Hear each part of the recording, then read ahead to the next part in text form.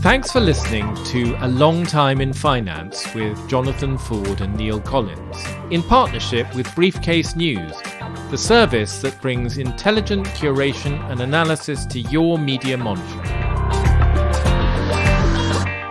This week, we thought we'd look back a year on to what we're calling the Trussquake. If you remember, Neil, Liz Truss became Prime Minister on 6th of September 2022 in succession to that other fellow. And her mission... Actually, I think I blinked and missed it. Well, her mission was a big one. It was to reverse what she called Britain's managed decline. Well, I think she certainly dealt with the managed bit.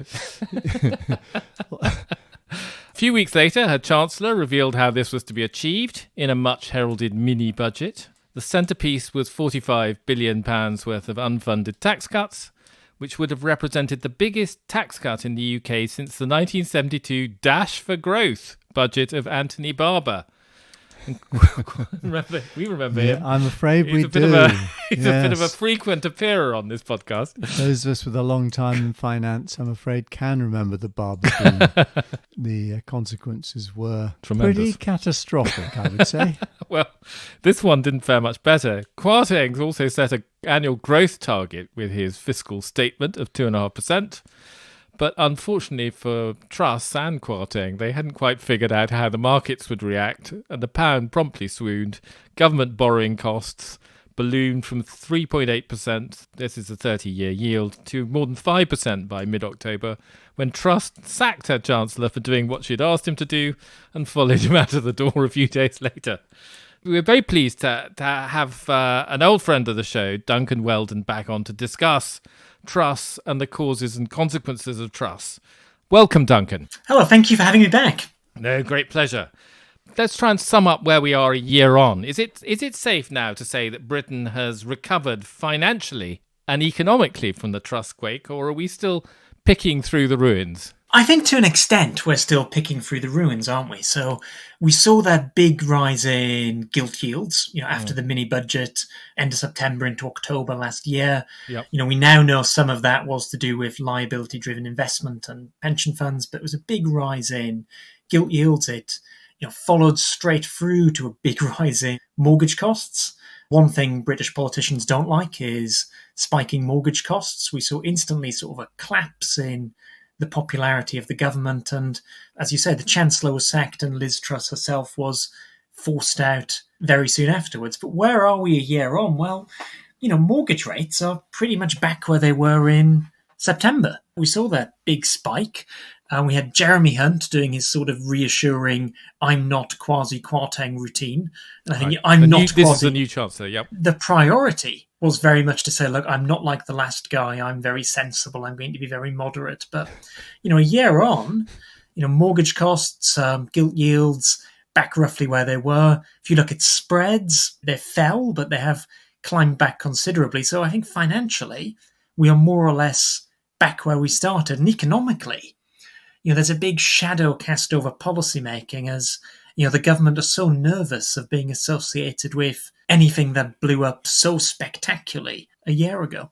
I think actually gilt yields are now higher than they were at the spike that immediately followed the Truss panic. Mortgage rates appear to have come down a bit, but I would say we're still pretty much in the mire. And the sums, given the amount that the government needs to borrow and the stance of the government of the Bank of England, are going to make it extremely tough to fund the government's spending needs. Yeah, it's a mess. I mean, where we are at the moment, debt to GDP is around 100%. You go back, 15 years before the financial crisis, it was more like 40.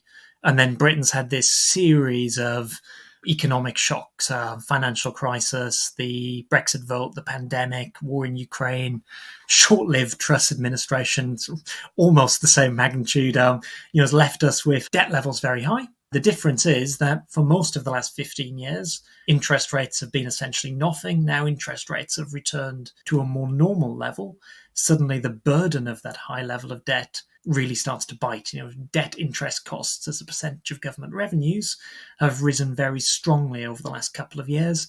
It looks like they're going to stay there.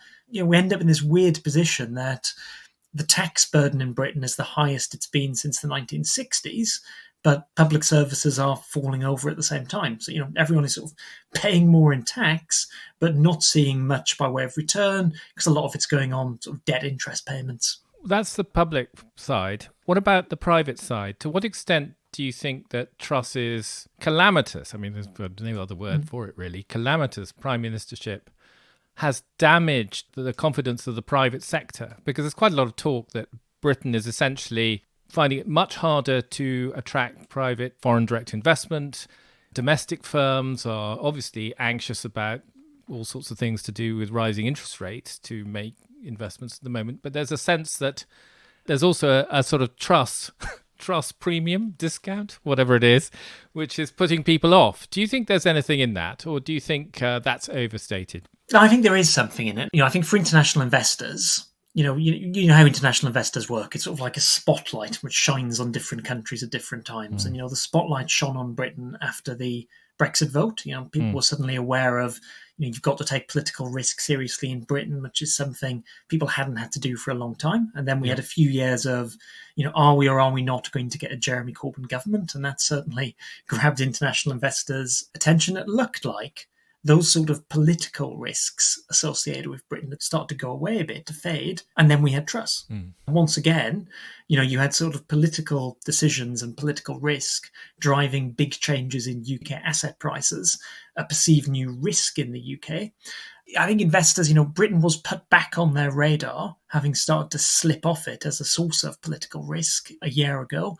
And I think that's still there. And there's this general sense, when I talk to international investors, that we've had however many prime ministers and chancellors it now is in a very short period of time, that it's very, very hard to see sort of long-term certainty in terms of the policy framework, the tax framework for Britain. And that just makes Britain a less attractive place to invest. It makes it a much less attractive place to engage in foreign direct investment. Now, in recent weeks, Rishi Sunak has started to obviously think a little bit about some of these issues.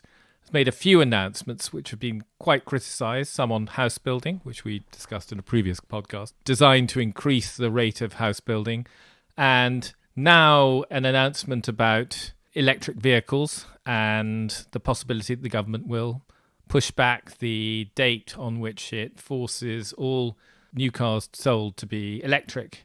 How do you read that? Do you think that's a response to the post-Truss malaise and he's sort of trying to get things moving? Well, I remember talking about Rishi Sunak and Liz Truss with you two on this show, I think last summer during the leadership race, when the point I was making, which we all actually agreed on, was that actually, in many ways, Liz Truss and Rishi Sunak their political instincts are in some ways quite similar. They're both instinctively prefer lower taxes. They're both, quite small staters. They're both very much in that sort of 1980s reforming small state mould, very different to Boris Johnson. The difference was one of approach and emphasis, in that Liz Truss was more of a sort of Ronald Reagan type character who thought the most important thing to do is just get these big tax cuts done, and then we'll do all of the supply side reforms and sort of pro-growth policies after that. Whereas Rishi Sunak, fundamentally a fiscal conservative at heart, and would have taken a more sort of Margaret Thatcher type approach. If you do your tough structural reforms first, and then if it's all working, at that point you think about reducing taxes. So I think the stuff from Rishi Sunak on nutrient neutrality, stuff on watering back some of the targets about getting to net zero, I think that's the kind of thing he's always wanted to do. The problem is all of this became associated with Liz Truss. And that, the guiding thing that British governments have been trying to do for the last year is demonstrate they are not Liz Truss and the Chancellor is not Kwasi Kwarteng. The problem they've got is it's not working. We spoke about what happened in the gilt market. We spoke about what's happened with spreads, with mortgage. The really striking thing is when you look at the polling and which party is trusted to be the best to run the economy. Conservative polling on the economy took a massive hit last September and October, and it's really not improved since. I mean, to that extent, what happened under Liz Truss was a was a Black Wednesday moment, that it's this bolt from the blue. The public pay attention, say, you guys don't know what you're doing. And it's very, very hard to recover from that. How much do you think that the strategy of Sunak between now and the election might be, I'm going to do what I think is the right thing, rather than keeping an eye on the polls every 20 minutes to see whether my latest announcement has gone down well or badly? There's some evidence with, as we were saying, about the deadline for petrol cars and the chop back of HS2, that perhaps this is what he's decided to do. There is still, if you read the papers, there is still a group of advisors around Rishi Sunak who think the next election can be more competitive, who think that, there is a road to a Conservative victory. And as long as they think that, they're not going to take their eyes off the polls entirely. There's always going to be at least one sort of half eye on, is what we're doing popular? You think back to Liz Truss, what was very interesting was, she had all of these ideas about, the big one was planning reform. It was liberalise the British planning system to make it easier to build homes, to make it easier to build infrastructure. And it is interesting that, across most observers of British politics, most observers of the British economy, there is widespread agreement that doing that would be good. But it is politically very, very difficult because, people don't want things built near their house, and homeowners essentially have a veto under the current planning system.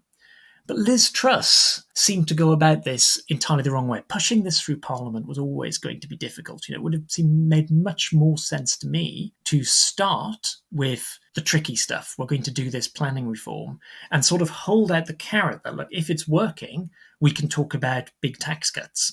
She instead started with, we're going to do these big tax cuts. Here's the stuff that, lots of my backbenchers really want. And now I've given them that, maybe I'll go back to them in a few months and ask for the really tricky stuff. It didn't really make much sense to me. I think Rishi Sunak is at least getting the ordering right, not getting the cart before the horse. It's pretty hard because, I'm not going to try and delve into the kind of method in the madness in the Truss administration, but it does seem to me that one of the persistent problems that a Prime Minister faces is that if they go to their MPs with a long list of growth promoting things like house building targets in their rural seats, big infrastructure projects, so they're going to drive through local land, the basic problem they face is that the MPs go, well, what's in it for us? And saying to them, well, in a few years' time, when we've built all this, we've driven all this concrete through your constituency, we might give you a tax cut, seems to me to be,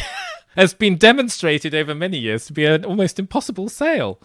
Yeah, I don't disagree. It's, there is a reason that we found ourselves stuck in this mess which we're in. That planning reform is the obvious one. It is just very, very, very hard under the current system. Well, I don't think anybody would dispute that. I wonder why we have this, and I have a sort of nasty suspicion that as a nation, we are much more interested in defending what we've got rather than trying to make two stalks of wheat grow where one grew before.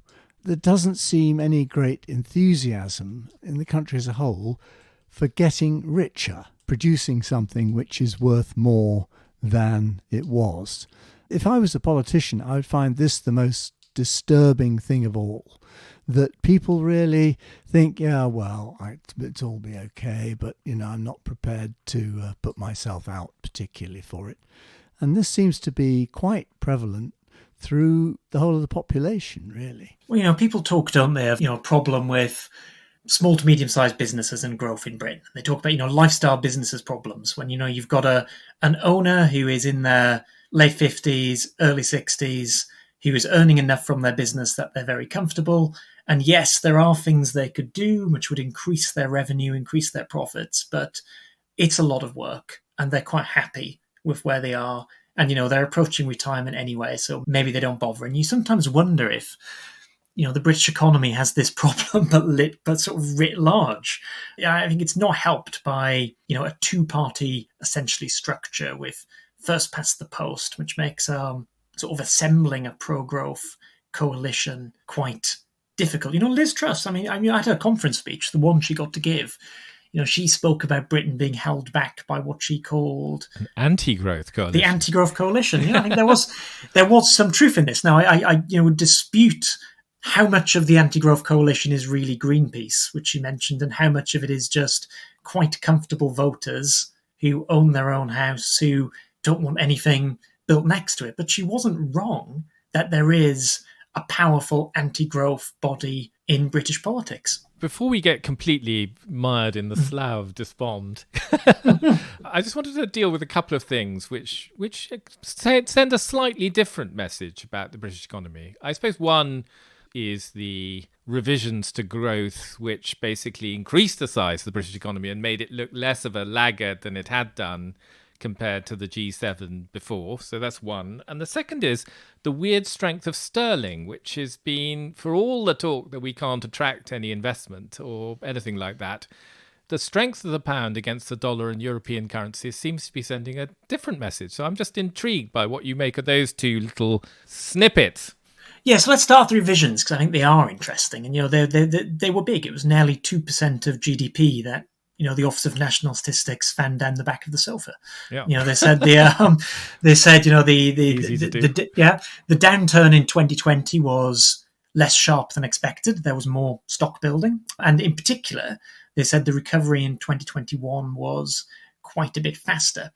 What it does in terms of G7 growth is it takes Britain from being firmly at the bottom of the G7 to going ahead of Italy to being roughly similar to France. In a relegation battle, I think. Yeah, in a relegation battle, yeah. We should be careful, though, because the ONS are also very keen to point out, these updates follow what the statisticians call supply and use tables. It means rather than just using turnover numbers, you've got access to inputs and outputs going into different sectors. You get a better sense of profit margins. That's what drove the revision. The ONS are the first major stats office to update the 2020 and 2021 numbers using these sort of tables. Yep. We should expect the other G7 countries to do their own revisions over the next 4 or 5 months. So it may be that lots of G7 growth is revised up as well, and we fall back towards the bottom of the table. But it is good news. The economy is bigger than before the pandemic. The sterling stuff is interesting, and I wonder how much of that, though, is just a rate story, and this idea that the Fed and the ECB were done, but the Bank of England probably had further to go, and straightforward rates differential story. But it's helpful. Higher sterling does help in terms of bringing down import costs, of dampening down import inflation.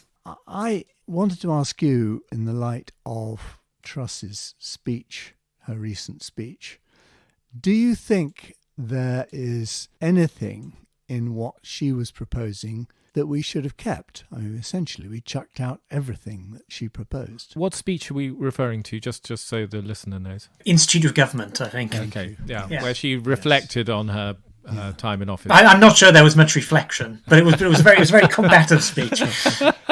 It was almost a minute-by-minute account in real time. Which wouldn't take very long. I mean, it was pretty combative. Look, fundamentally, she was right that Britain has a growth problem. That, even after these revisions, which got talked up a lot to 2020 and 2021, the last 20-odd years have not been great for the British economy.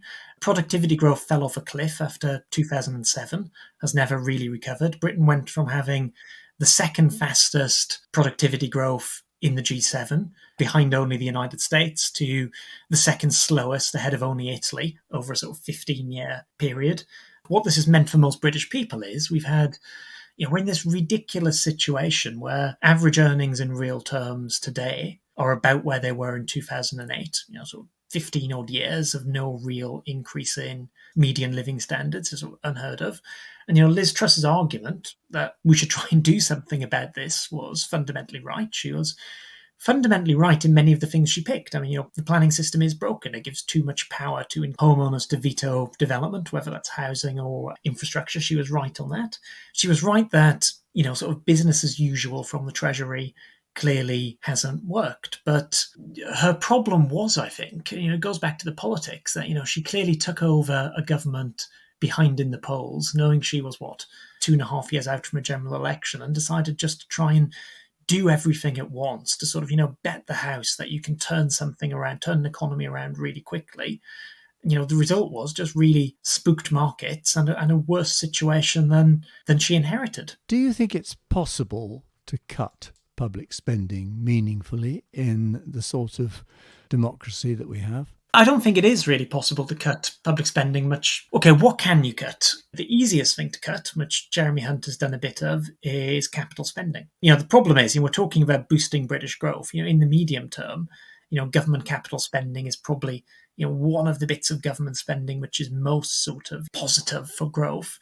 But capital spending is quite easy to cut because, cutting health spending means cutting numbers or pay of nurses, cutting education spending, cutting number of teaching assistants or freezing teachers' salaries, all of this. But, cutting future road building doesn't have an interest group behind it. So that's tends to be where chancellors go. Well, it does get noticed when school roofs all start caving in. Yes, in the long run, this stuff obviously all matters. But, we're in a situation right now, if you look at, the health service, waiting lists have risen from 4.5 million to 7.5 million. It is extraordinary to think that that's 1 in 10 of the population. Yeah, so a huge rise.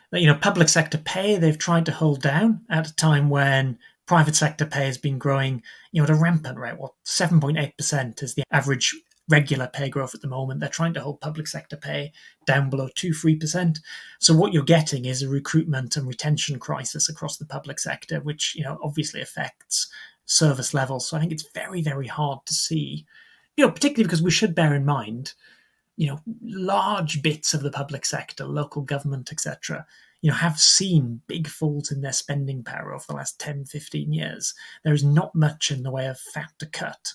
So yes, we can cut public spending, but I think that requires an honest conversation with the public that it will be accompanied by the government getting out of doing certain things. Okay, so that's spending. Let's go back to growth for a second and Truss's diagnosis. If you were Rishi Sunak or his SPAD, what would you be whispering in his ear or thinking you should pick? Maybe from the Truss agenda, or maybe there are other things you can do to get the economy performing a little bit more than it has been. There is definitely something big to be done with planning reform in Britain. In terms of her tax side, where I think she definitely had a point was, and it's happened now, but the very steep increase we saw in corporation tax at a time that growth was weak, that investment was already weak. That sort of large one-off step change in corporation tax, if you're going to cancel anything, was the obvious thing to, at the very least, postpone or dampen down. But, the problem is, of course, it was Rishi Sunak as Chancellor who penciled it in the first place, so a very hard one for him to then back away from. I think things like the super deduction were a very good idea that could have been rolled forward. I think there's much more can be done with capital allowances for British firms, trying to encourage more capital spending. The problem you have is lots of this stuff is very, very helpful, but none of it does much in the immediate short term. When you're this close to a general election, it's very hard to take your eyes, above that horizon of the next election. Politicians will always be looking for stuff they can do immediately. We will probably, at the budget we get coming up, there'll be a lot of pressure on Jeremy Hunt, the Chancellor, to come out with some pre-election tax cuts. Yeah. But whether that will be enough to, move the dials on growth or public opinion, both seem very questionable to me. It's looking a bit gloomy. So I would say, from absorbing what I've listened to so far, what you're really saying is Rishi should just prepare for opposition. There's not a lot he can do. Okay, to inject some optimism, to be absolutely clear, the British economy is not in quite as deep a hole as we thought it was a month ago, before these revisions. We have at least, surpassed our pre-pandemic peak, despite a slowing economy, despite the swiftest pace of interest rate rises in several decades. The jobs market continues to be relatively strong. We're not seeing a big rise in unemployment. We have so far avoided a recession, which I think at the start of the year almost everyone expected. So, the glass is not empty. It's not quite half full, but it's not quite as gloomy as it looked even sort of 5 or 6 months ago. Anyway, maybe you can get some good tips when Liz Truss's book comes out. I'm sure you'll be buying a copy, won't you, Neil? Right, it'll probably have a lot of tips on how we should become more ambitious as a nation. 10 years to save the West, I believe. I think with her timescales, more like 49 days to save the West. That was A Long Time in Finance with Jonathan Ford and Neil Collins.